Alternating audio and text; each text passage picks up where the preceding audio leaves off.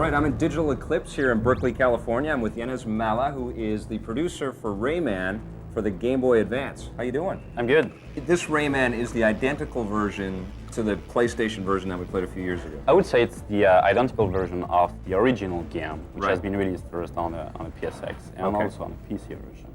So yes, it's the same as the original game in every detail. Now, Digital Eclipse is the company that's worked on almost every Game Boy Color game you've ever played. They've done so many games, it'd be impossible to list. I want to know what it's like now transitioning to the Game Boy Advance and working with a 32-bit portable platform. Our ideal production times on a Game Boy Color were usually 6 months. Okay. We're really trying to take a year. Twice the time. Twice the time. Twice the time. How about the manpower? It's almost exactly twice the manpower, if not 3 times the manpower on the art side. Wow. Because you can put so much more art and it's got so much more capability.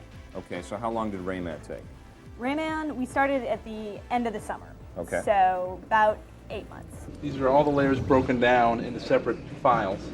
And what happens is, ultimately, this here, the forest background, it'll scroll at a different rate than you will be scrolling in the foreground. Give this, sense of movement, and basically what's called a parallax background will be happening back there. And he's creating this sense of depth with a foreground, a middle ground, and then a background plane, scrolling at different rates.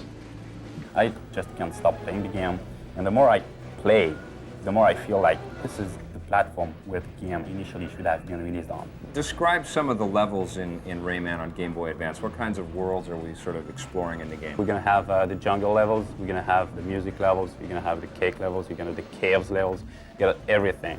You guys get development kits for the Game Boy Advance, and it's like C++ programming and all the stuff that we're familiar with for the consoles? Yes, very much so. It's a language that's more familiar to a lot of people. Limitations on the art side are a little bit less, although you're still dealing with tile-based backgrounds and palettes and those kinds of things. Well, good luck with the game, Renee.